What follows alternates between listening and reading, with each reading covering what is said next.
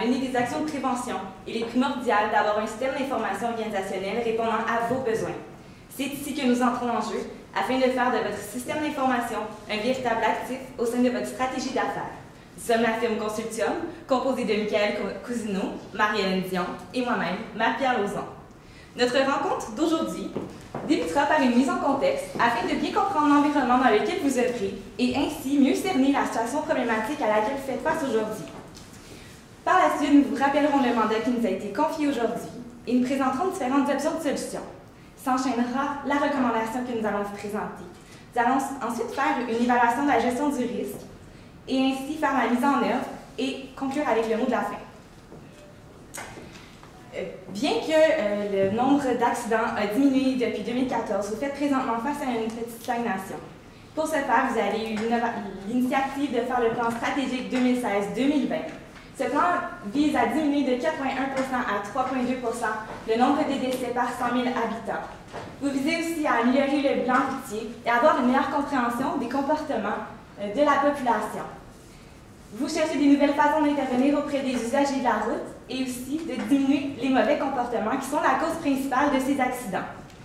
Vous souhaitez aussi faire l'acquisition d'un PGI, soit un logiciel de gestion intégrée.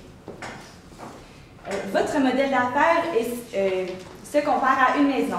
Le toit de la maison constitue la mission de votre organisation, soit d'assurer et de protéger les personnes contre les risques reliés à l'usage de la route. Les occupants de votre maison sont vos partenaires, privés et publics, et ainsi que les usagers de la route. Les pièces de votre maison sont constituées de les étapes de prévention, soit la prévention, le contrôle de l'accès, ainsi que l'indemnisation et la réadaptation. Pour terminer avec votre maison, il y a aussi la fondation qui constitue le soutien à la prestation des services, le soutien à l'organisation et la gouvernance de l'organisation. Donc, pour parler un peu des lois du secteur, vous faites face aux lois de l'assurance automobile, de l'administration publique et la loi sur l'accès à l'information et la protection des renseignements personnels. Donc, vous avez des services offerts à votre clientèle. Ceux-ci, dans le fond, à l'aide de votre portail web, vous permettent d'offrir des services à votre clientèle. D'ailleurs, vos services téléphoniques sont offerts à votre clientèle et à vos partenaires. Donc, vous avez, à l'aide du plan stratégique, vous avez une initiative avec vos nouvelles technologies pour acquérir le logiciel de gestion intégrée. Ce qui fait en sorte qu'aujourd'hui, votre problématique est de convaincre l'équipe de direction du potentiel de l'intelligence d'affaires dans votre organisation. Parce que bien que vous voulez acquérir un logiciel de gestion intégrée, vous considérez que ce serait important d'amener l'intelligence d'affaires dans cette dimension-là. Donc, le mandat aujourd'hui est d'identifier des actions concrètes, des bénéfices d'un environnement d'intelligence d'affaires qui pourraient être apportés à votre société. Donc, au niveau des options de solutions, il y a différentes actions qu'on vous propose. D'abord, le développement d'applications, ensuite, l'ajout d'infrastructures, le développement de tableaux de bord et les promotions. Donc, pour commencer, au niveau du développement de l'application, si on parle, pour ce qui est de ça, on parle de SAC Mob. Ça serait le développement de l'application qui serait accessible au niveau des appareils mobiles et des nouveaux appareils au niveau des montres technologiques.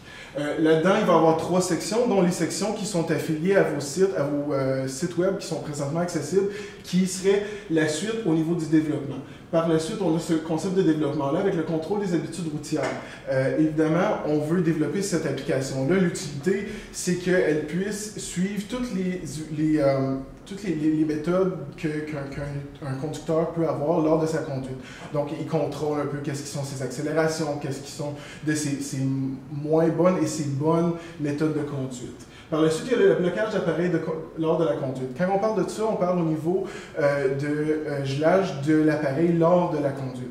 Quand on dit ça, c'est que quand l'automobile est en fonction, donc à partir des systèmes satellites, l'appareil, tant au niveau que de la montre que de l'appareil mobile, ne sera pas accessible pour le conducteur.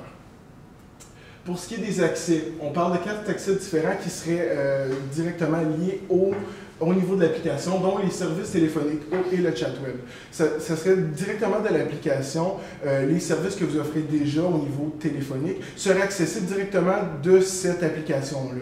Donc, ça serait plus simple pour l'utilisateur d'avoir accès à vos services téléphoniques. Pour le chat web, encore là, c'est une mode qui est de plus en plus fréquente aujourd'hui, d'avoir un service directement contact à contact avec quelqu'un, directement sans avoir à communiquer via téléphone. Par la suite, il y a l'accès au niveau des plaques et permis. Évidemment, aujourd'hui, on roule toujours avec le fameux bout de plastique pour ce qui est du permis de conduire et pour ce qui est des plaques, on parle de papier. Il serait intéressant, en fait, d'intégrer ces systèmes-là, ces accès à l'information-là, directement à l'application. Donc, pour les gens, il n'y aurait pas de double méthode ou de perte d'information, vu que le cellulaire, normalement, c'est quelque chose qui est accessible à portée de main. Donc, pour ce qui est, on va dire, d'un arrêt par un policier, bien, la personne peut présenter directement ça à partir de son téléphone cellulaire. On a des accès externes. Tant qu'on parle au niveau des assurances personnelles, les assurances qu'on a au niveau de notre véhicule, que ce soit avec les banques ou les assurances qui offrent présentement ces services-là, ça serait de les réintégrer à ce système-là. Par la suite, il y aurait aussi les types de conduite. C'est intéressant si on prend des informations, on prend des données, que l'utilisateur peut voir qu'est-ce qui sont ses bonnes et mauvaises pratiques lui-même pour pouvoir les améliorer. Après ça, il y a aussi l'accès à l'information préventive. Donc, ça devient une nouvelle plateforme pour vous pour présenter des vidéos, pour présenter de l'information pour prévenir ou faire de la prévention au niveau des conducteurs. Au niveau de du deuxième, c'est sûr que si vous cumulez des données, il faut un endroit où les stocker. Donc, on parle d'un ajout d'infrastructure. Il est évident qu'en premier lieu, il faut prioriser les infrastructures que vous avez déjà présentement. Donc, on prend pour acquis qu'il y a une partie qui pourrait être disponible dans cette vision-là. Ça serait d'y aller en premier lieu avec ces endroits-là et les structurer pour l'accueil de ces données-là de l'application.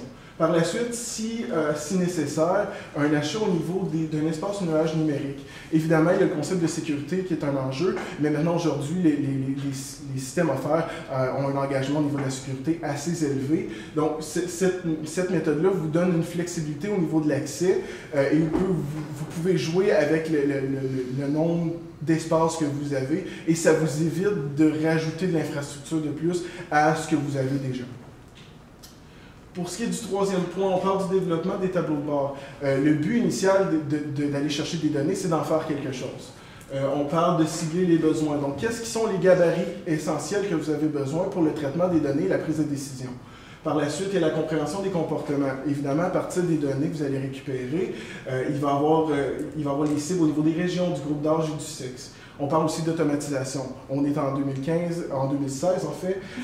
L'importance de l'automatisation est de plus en plus présente. On veut faire ça vite, on veut avoir l'accès rapidement. Donc, on parle de rapports, de tableaux, de graphiques pour que les décisions soient instantanées au niveau des situations problématiques qui se portent à vous.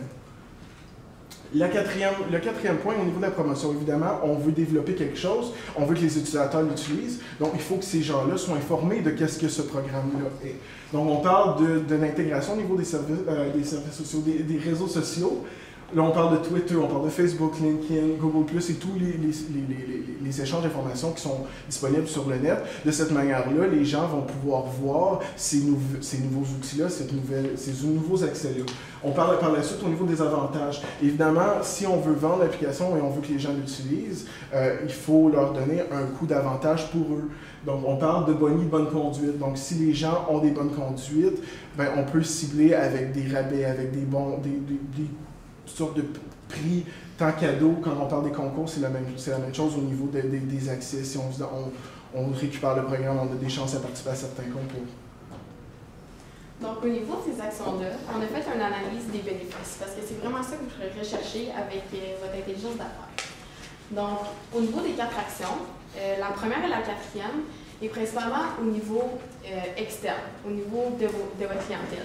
Tandis que l'option 2 et 3, c'est principalement au niveau interne, parce que c'est la direction et votre personnel opérationnel qui va utiliser, dans le fond, l'intelligence d'affaires. Donc, les avantages sont divisés au niveau interne et externe. Donc, d'abord, au niveau externe, on a une diminution de la vitesse. Donc, chez les usagers, ils peuvent voir leur bilan de vitesse sur leur application, ce qui fait en sorte qu'ils sont encouragés à ne pas faire de vitesse. Ensuite, au niveau il y a aussi une vérification au niveau de l'alcool et de la drogue au volant. Dans le fond, c'est encore le même principe avec l'application. Si je peux juste en rajouter rapidement, en fait, le concept avec la diminution de ça, c'est qu'en ayant cette application-là qui deviendrait un certain outil pour vous de communication, c'est que les gens, ça vous donne une plateforme de plus pour pouvoir partager vos informations et vos vidéos. Donc pour les gens, ça devient un accès de plus pour eux. Donc on y va toujours à viser la prévention. Donc, encore une fois, c'est la diminution des distractions au volant, encore au niveau de l'usager, et la sensibilisation, parce que c'est là qu'il voit vraiment ses actions et son type de conduite. Au niveau externe, dans le fond, interne, il y a la qualité de l'information, parce que dans le fond, avec vos tableaux de bord, puis la création de différents graphiques, ça va vous permettre de prendre des décisions plus rapidement, puis ça va être intéressant pour vous. Ils vont aussi avoir la rapidité des processus parce que vous devez envoyer à vos partenaires certaines informations, des fois au corps policier, vous donner des informations qui leur sont utiles à leur travail. Donc, ça leur permettrait d'avoir l'information plus rapidement. Aussi, la compréhension des habitudes des clients. Donc, ici, on verrait vraiment les habitudes de votre clientèle en fonction des tableaux de bord. Puis, l'accès aux données des partenaires. Dans le fond, c'est vos partenaires qui auraient un accès plus facile et plus efficace de votre information grâce à votre intelligence d'affaires. Si je peux encore rajouter. Concernant ça, au niveau vraiment des partenaires, ce que vous avez mentionné, c'est que plusieurs gens pourraient utiliser les fameux rapports et toutes les données que vous allez recueillir. De cette manière-là, c'est qu'à partir des rapports, l'ajustement va pouvoir se faire au niveau des accès à quiconque selon les besoins, évidemment, de chacun des partenaires. Donc, on sait vraiment que chaque partenaire aille cibler ses données à lui et que de cette manière-là, on puisse contrôler quelle information va à qui. Donc, notre recommandation, c'est vraiment l'intégration de l'environnement d'intelligence d'affaires avec nos 4 actions. L'implantation d'une application, l'implantation d'une intelligence d'affaires, ça correspond aussi à de la gestion de projet. On sait qu'implanter un nouveau système, ça inclut des risques. C'est important pour nous d'identifier ces risques-là, les mitiger et de faire un plan de contingence. Afin d'identifier les risques, on fait un petit calcul au niveau de l'impact et de la probabilité que ceux-ci se produisent. On identifie les plus élevés et on traite ceux-ci. La mitigation va permettre de réduire ce risque-là et ensuite, le plan de contingence va permettre, si ce risque arrive malgré la mitigation, de pallier là, à ce niveau-là. Donc, premièrement, c'est sûr qu'il y a un risque au niveau du dépassement des coûts. Quand on inclut un budget, il y a des chances qu'on dépasse ce budget-là, ce qui aurait pour conséquence de manquer de fonds pour continuer la réalisation du projet. Pour ce faire, on vous suggère de faire un tableau des dépenses qui va vous permettre de bien calculer, de bien prévoir votre budget. Et si jamais il y a un problème, on vous suggère d'utiliser le fonds d'urgence afin vraiment de pallier là, au problème. On parle de coûts, on parle aussi de temps. L'échéancier, c'est très important, c'est souvent très serré parce qu'on veut être très efficace et efficient, mais il y a des chances que celui-ci soit dépassé, ce qui aurait pour conséquence une augmentation des coûts probables et aussi un ralentissement de votre plan stratégique. Afin de mitiger ce risque-là, on vous suggère d'élaborer différents outils de planification, comme une structure de découpage des tâches, un PERT et un Gantt. Ces différents outils vont vous être expliqués plus tard au niveau de la mise en œuvre parce qu'ils font partie de celle-ci. Finalement, au niveau de la contingence, pour le dépassement de l'échéancier, on va vous suggérer de mettre l'emphase sur les différentes tâches critiques qui vont avoir été préalablement identifiées avec les outils de planification. Un autre risque qui est vraiment pas négligeable, c'est la résistance au changement. Quand on inclut un changement dans une organisation, il y a des fortes chances qu'il y ait une résistance. Les employés sont habitués à fonctionner d'une certaine façon. Des fois, ils ne veulent pas changer cette façon de faire-là parce qu'ils sont bien avec ça. Ce risque-là peut amener une démotivation et même parfois la démission de certains employés. Afin de contrer ce risque-là, on vous suggère d'impliquer les utilisateurs dès le départ, de les faire sentir à part entière de votre solution. Comme ça, ils vont être moins portés à refuser ce changement-là parce qu'ils vont se sentir intégrés dès le départ. On vous suggère aussi, s'il y a des leaders négatifs au sein de votre entreprise, de les inclure au sein de votre solution parce que les personnes qui font partie de la solution sont moins portées à être dans le problème. Ensuite, la communication, c'est très, très important. Ça va devoir être fait à tous les aspects du projet. et aussi une formation très précise et très adéquate au niveau de l'utilisation de la nouvelle technologie d'intelligence d'affaires.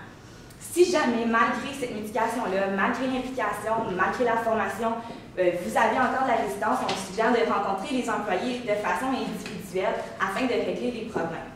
Finalement, on a parlé d'avoir des tableaux de bord, une nouvelle façon de faire une automatisation des rapports, des tableaux et des graphiques. Ça peut amener un ralentissement des différents processus. Ce qui pourrait entraîner un mauvais service à la clientèle, dans le fond, une diminution de celui que vous offrez déjà qui est de très bonne qualité, et ce qui pourrait engendrer aussi une mauvaise réputation de votre organisation, ce qu'on ne souhaite pas. On suggère donc d'utiliser la méthode agile pour l'implantation des tableaux de bord. Et finalement, si jamais il y a un problème, on suggère d'utiliser vos anciennes méthodes afin de pallier ce risque-là. Au niveau de la mise en œuvre, on suggère une mise en œuvre à court, moyen et long terme, ce qui va s'échelonner sur une période de 0 à 3 mois pour le court terme, de 3 à 9 mois pour le moyen terme et de 9 à 12 mois pour le long terme. On parle ici d'une étape de planification, de réalisation et de suivi.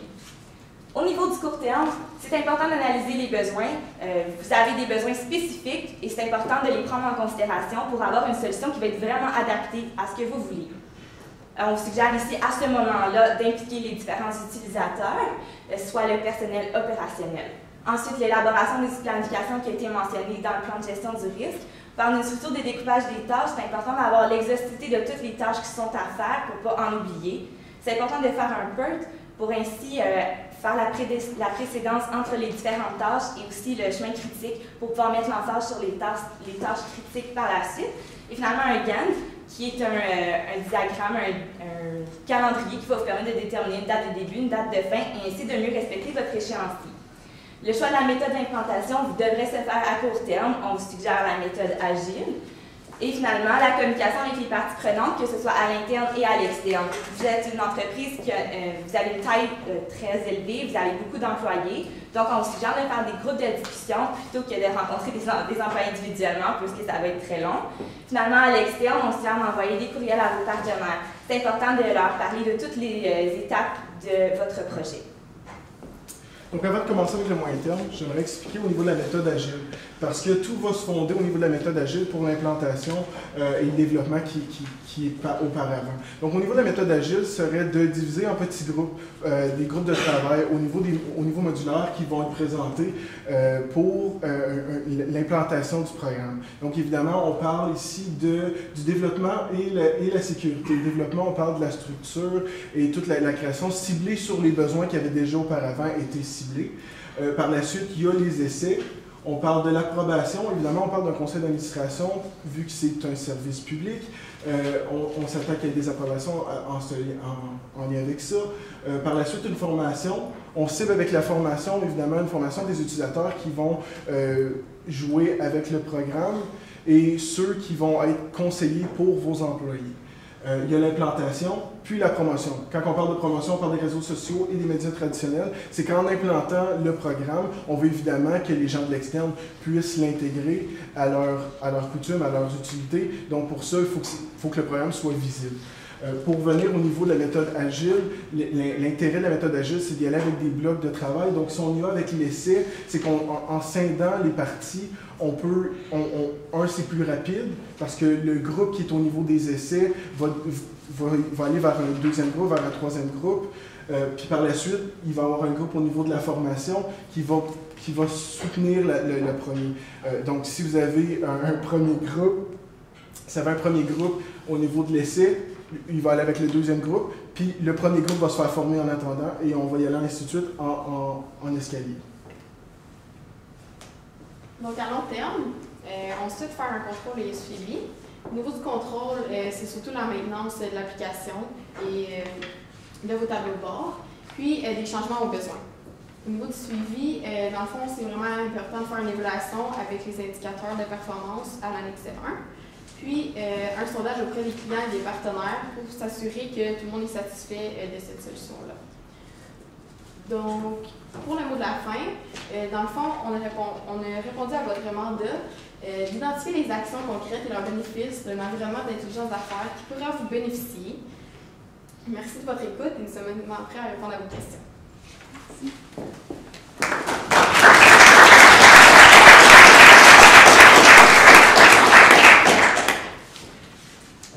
Il y a beaucoup d'applications, il y a une application maître là-dedans, il y a beaucoup d'applications qui tournent autour, puis que ce soit Twitter, etc., puis des applications temporaires. Comment voyez-vous l'intégration de tout ça, la complexité d'intégrer toutes ces choses ensemble?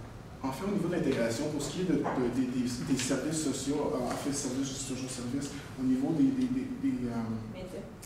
médias sociaux, en fait, eux, les programmes maintenant sont facilement connectables pour ce qui est de ça.